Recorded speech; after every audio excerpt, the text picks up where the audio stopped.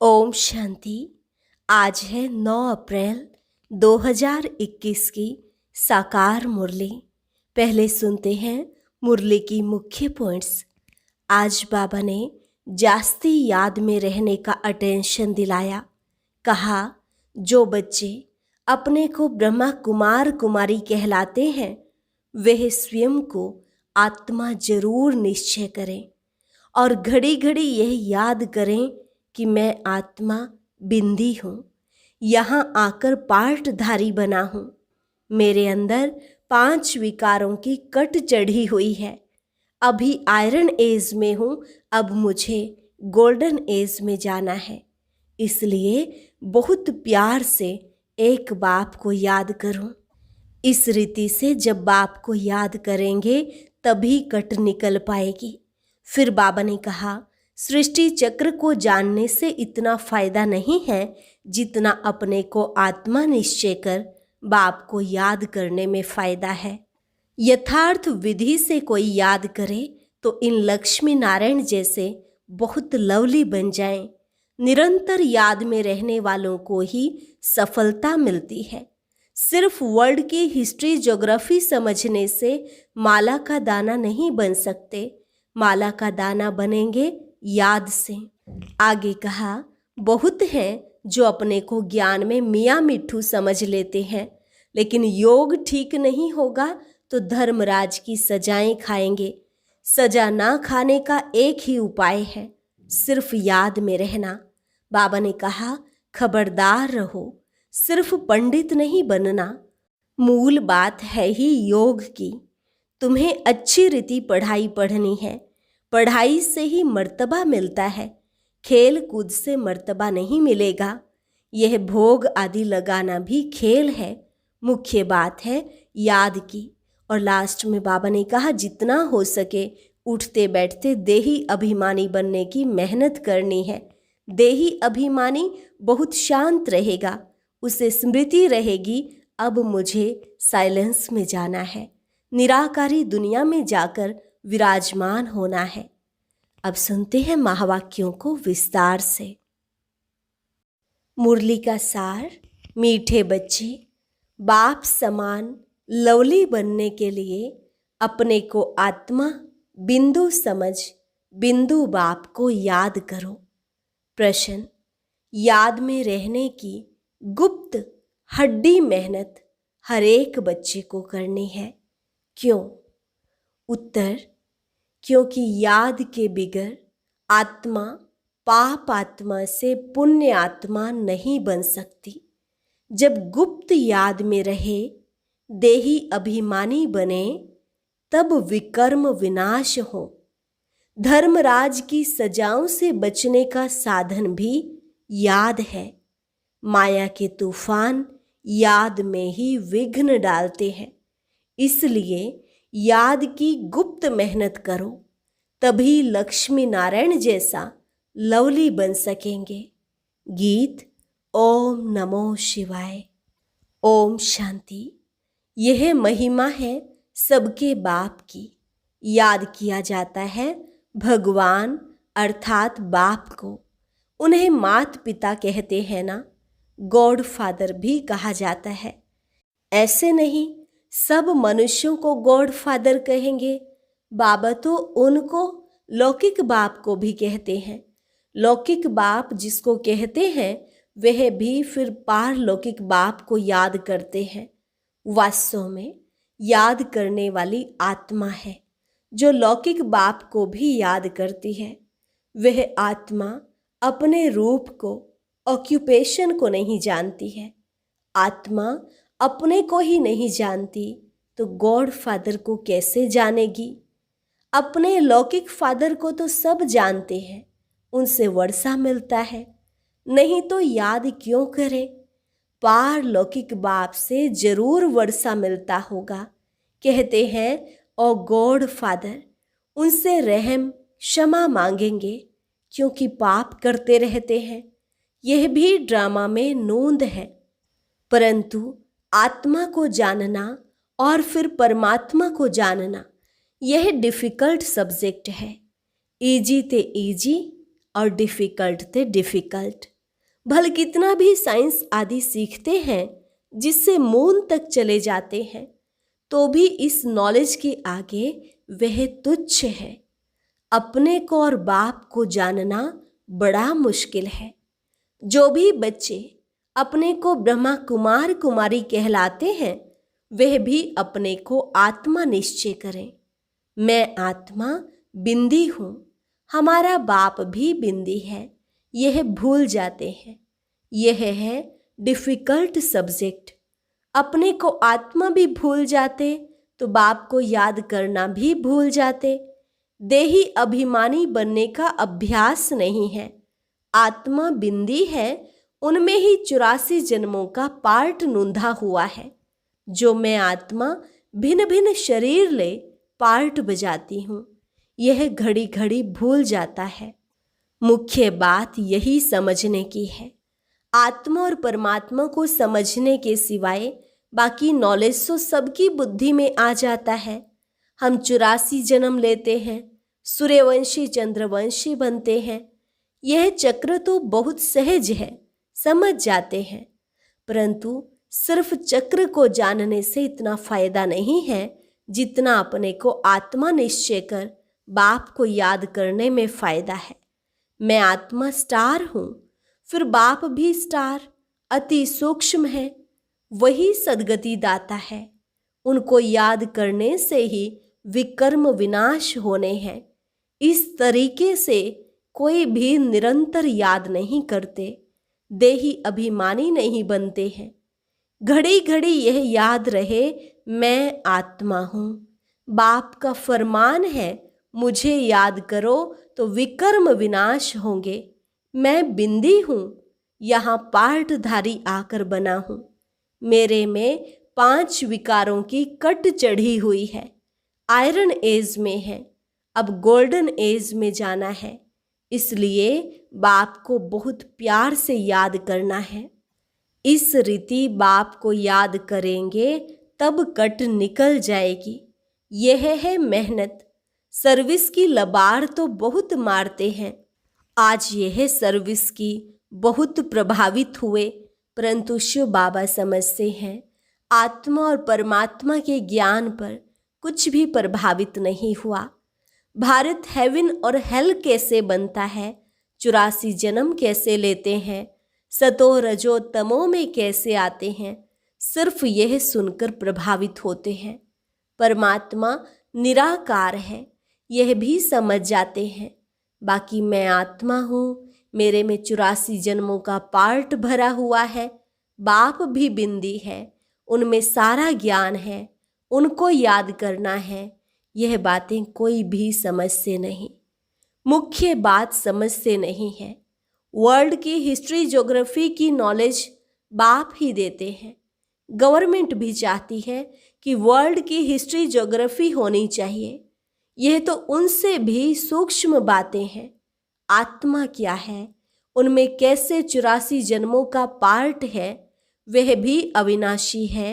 यह याद करना, अपने को बिंदी समझना और बाप को याद करना, जिससे विकर्म विनाश हो, इस योग में कोई भी तत्पर नहीं रहते हैं।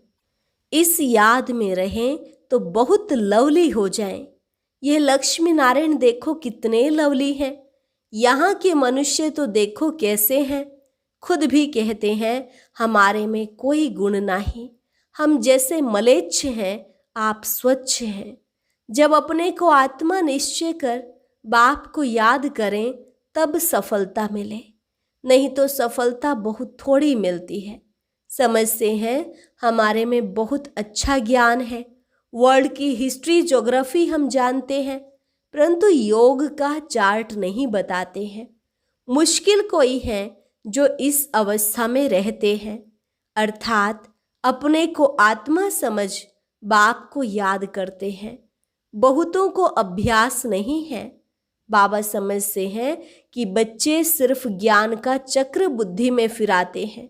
बाकी मैं आत्मा हूँ, बाबा से हमको योग लगाना है, जिससे आयरन एज से निकल गोल्डन एज में जाएंगे। मुझ आत्मा को बाप को जानना है, उसकी याद में ही रहना है। यह बहुतों का अभ्यास कम है। बहुत आते भी हैं, अच्छा अच्छा भी कहते हैं, बाकी उनको यह पता नहीं पड़ता कि अंदर कितनी कट लगी हुई है। सुंदर से श्याम बन गए हैं, फिर सुंदर कैसे बने यह कोई भी नहीं जानते हैं।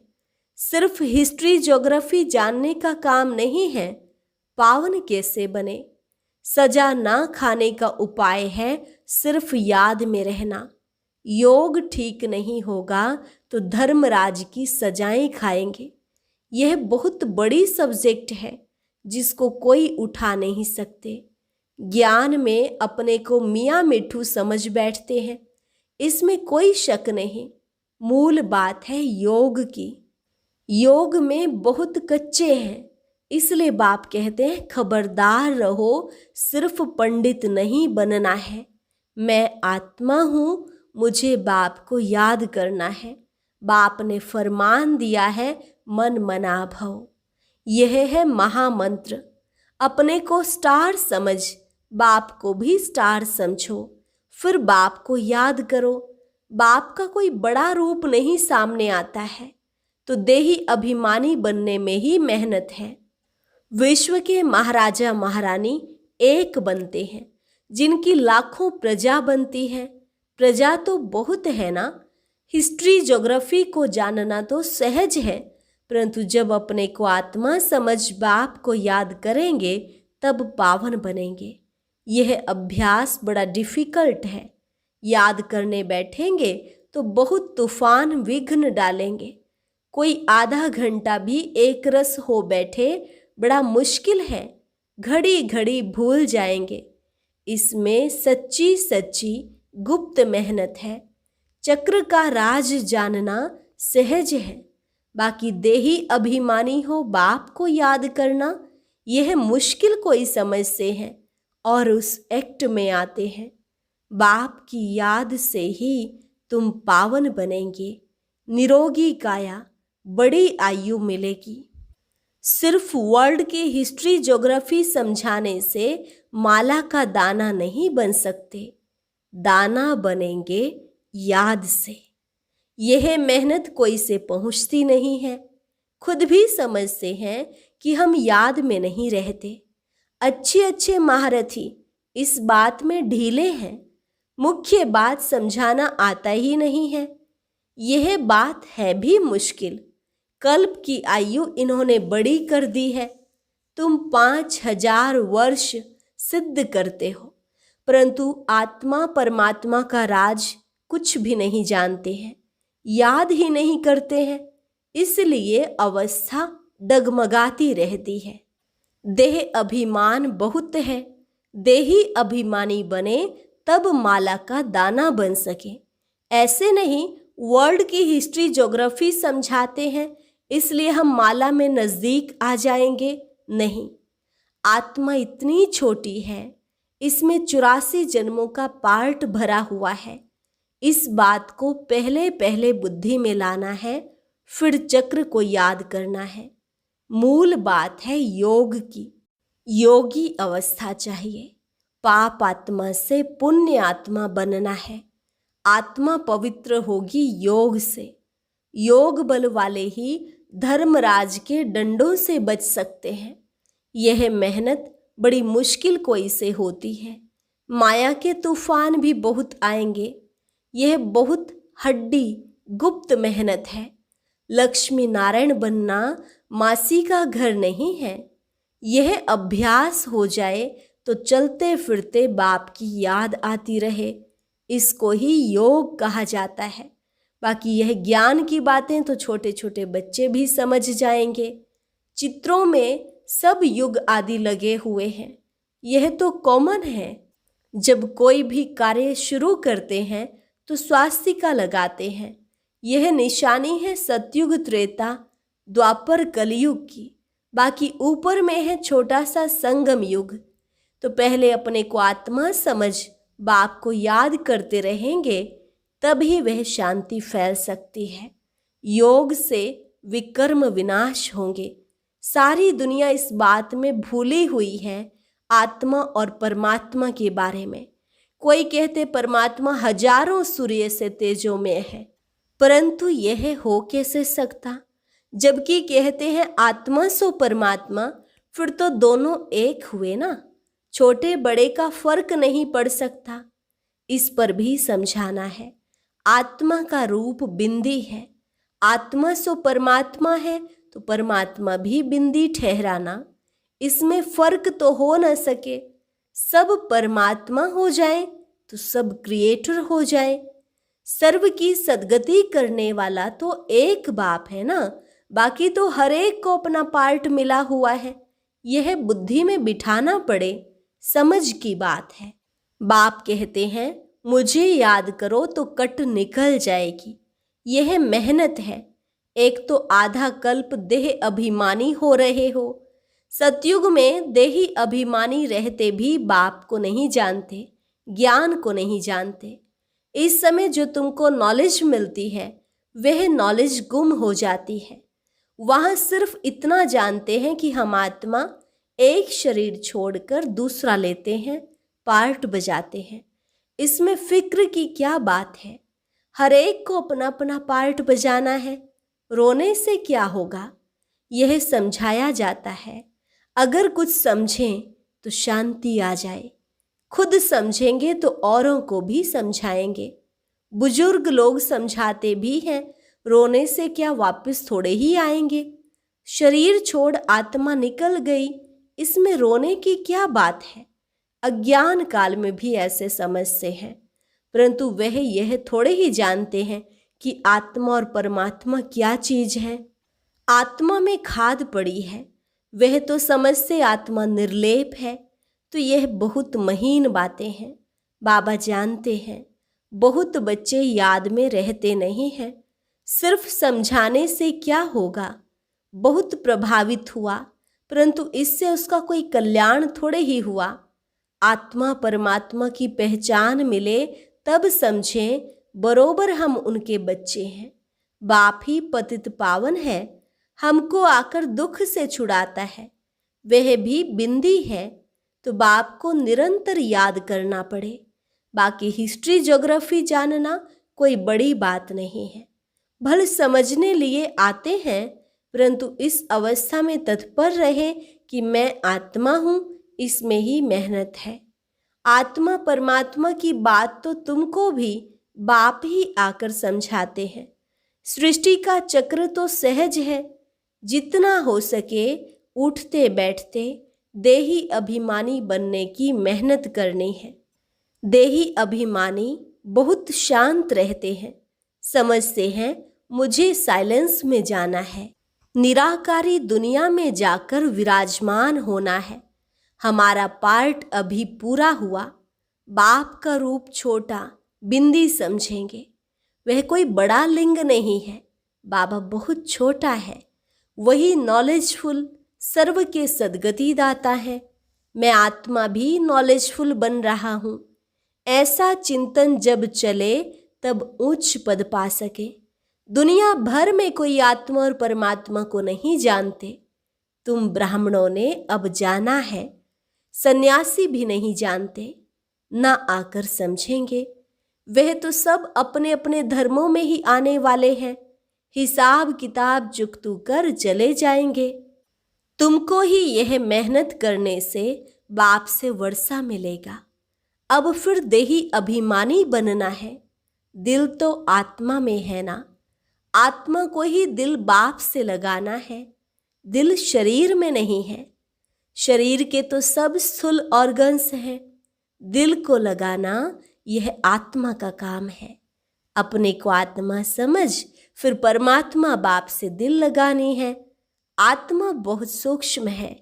कितनी छोटी सूक्ष्म आत्मा पार्ट कितना बजाती है। यह है कुदरत। इतनी छोटी चीज में कितना अविनाशी पार्ट भरा हुआ है। वह कभी मिटने वाला नहीं है, बहुत सूक्ष्म है। तुम कोशिश करेंगे तो भी बड़ी चीज याद आ जाएगी। मैं आत्मा छोटा स्टार हूं, तो बाप भी छोटा है। तुम बच्चों को पहले पहले मेहनत यह करनी है। इतनी छोटी सी आत्मा ही इस समय पतित बनी है। आत्मा को पावन बनाने का पहला यह उपाय है। पढ़ाई पढ़नी है, बाकी खेलना कूदना तो अलग बात है। खेलने का भी एक हुनर है। पढ़ाई से मर्तबा मिलता है, खेल कूद से मर्तबा नहीं मिलता है। खेल आदि की डिपार्टमेंट अलग होती है, उनसे ज्ञान व योग का कनेक्शन नहीं है। यह भोग आदि लगाना भी खेल है। मुख्य बात है याद की। अच्छा, मीठे मीठे सिक्के लधे बच्चों प्रति माता पिता बाप दादा का याद प्यार और गुड मॉर्निंग। रूहानी बाप की रूहानी बच्चों को नमस्ते। रूहानी बच्चों की रूहानी बाप दादा को नमस्ते नमस्ते, गुड मॉर्निंग। धारणा के लिए मुख्य सार। पहली पॉइंट, धर्मराज की सजाओं से बचने के लिए याद की गुप्त मेहनत करनी है। पावन बनने का उपाय है अपने को आत्मा बिंदी समझ बिंदु बाप को याद करना। दूसरी पॉइंट, ज्ञान में अपने आप को मियाँ मिट्ठू नहीं समझना है। एक रस अवस्था बनाने का अभ्यास करना है। बाप का जो फरमान है उसे पालन करना है। वरदान, सच्चाई सफाई की धारणा द्वारा समीपता का अनुभव करने वाले संपूर्ण मूर्त भव।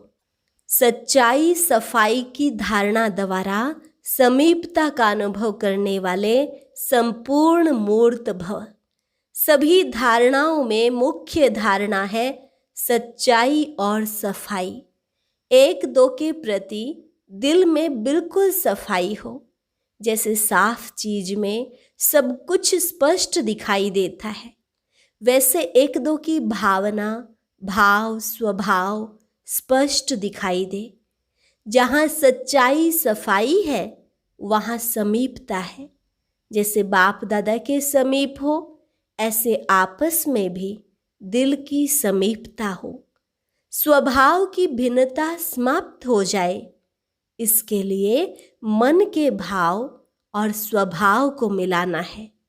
जब स्वभाव में फर्क दिखाई ना दे तब कहेंगे संपूर्ण मूर्त।